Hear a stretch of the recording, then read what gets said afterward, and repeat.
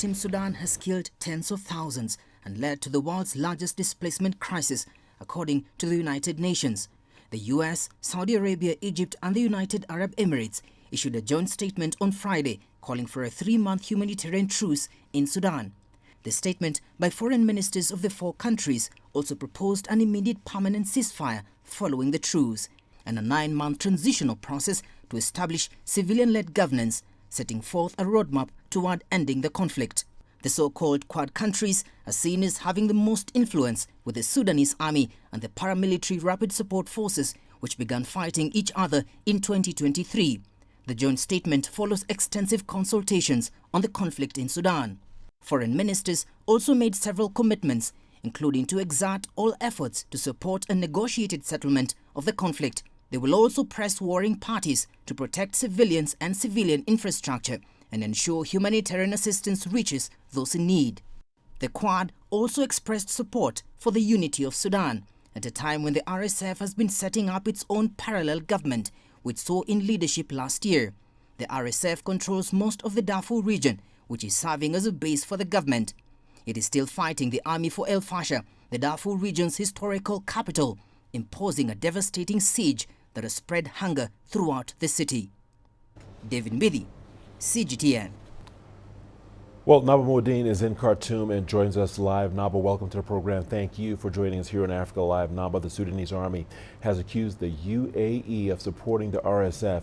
What has been the reaction from both the army and the RSF on the proposed roadmap to peace?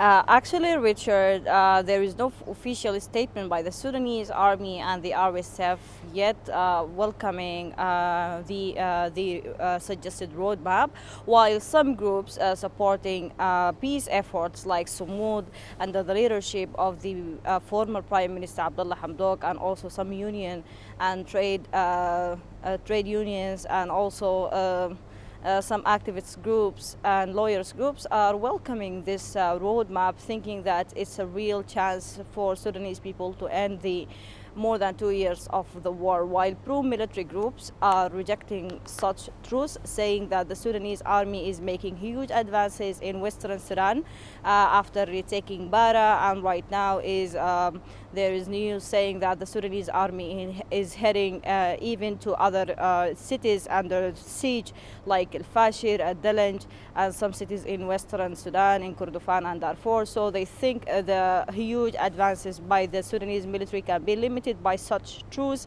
and it's a chance for RSF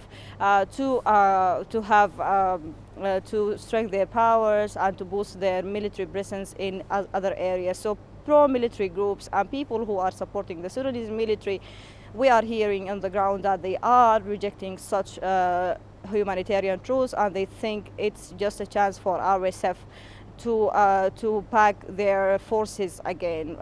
But officially there is no statement by RSF or the Sudanese military. Only rights groups and humanitarian groups are welcoming the truce. I think it may lead to ending the Sudanese war that lasted for more than 28 months.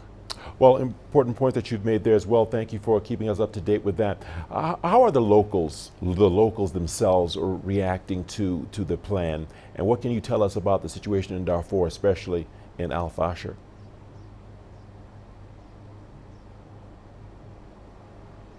Actually, the situation in Al Fasher is still under siege. The RSF are still controlling all of the exits and entries of Al Fasher. A lot of NGOs, international and also regional and domestic NGOs, they think they are complaining about they are not able to deliver aid for millions of people inside Al Fasher. There is at least 600 people who are still trapped in the city of Al Fasher. All of the exits and entries are blocked by RSF.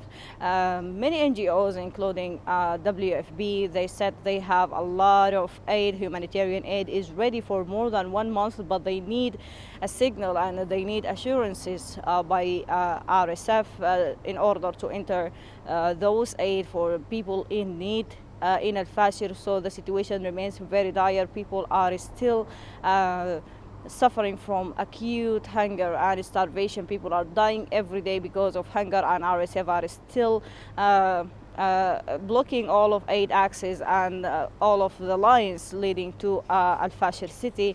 The situation is beyond dire amid devastating security situation and continuing fighting in Al-Fashir city. Back to you, Richard. Naba Modine, let's leave it there. Naba Modine in Khartoum, thanks for that. Meanwhile, there are growing calls for greater coordination in finding peace in the war-torn country. Sudan has been embroiled in a brutal civil war for almost 2.5 years now, with few signs of resolution.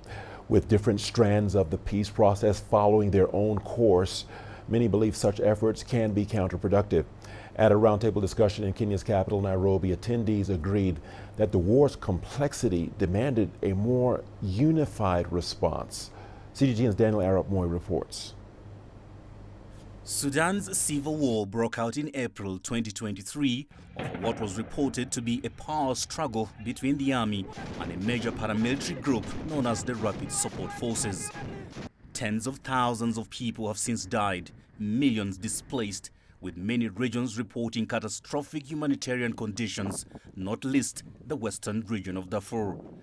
Peace efforts have been a near constant, with the so-called Jeddah platform, sponsored by the US and Saudi Arabia, among the most high-profile. Regional organizations like the African Union and the Intergovernmental Authority on Development, or IGAD, often have their own way of looking at the issue. Processes in terms of peace. At a roundtable meeting on potential solutions to the conflict in Nairobi, many in attendance called for a more coordinated approach.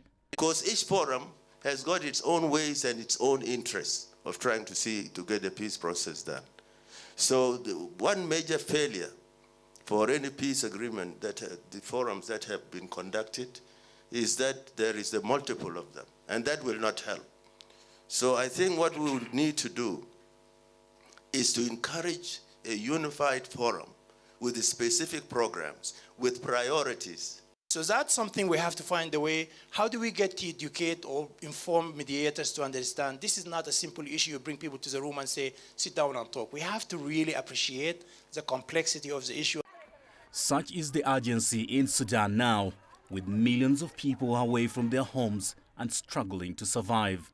Many also believe that ceasefire talks and political talks can happen simultaneously.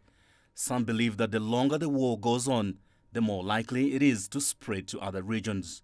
I think the key issue is for this war to stop immediately and not to go further anymore, because there is a danger of spreading to neighboring countries. Today, the army unfortunately continue to believe that it can win the war and by force, but this is a big mistake, because no civil war has ever been won by force. The key question now is whether the warring parties will feel enough pressure, both from the battlefield and the international community, to come to a single table. However, for now, as the siege of Al-Fashir in the western region of Darfur continues, and both sides see it as a chance to win, it seems that's a faint hope. Meanwhile, the biggest sufferers are the millions of ordinary Sudanese people who are forced to live in fear, horror and misery. Daniel Arab Moy, CGTN.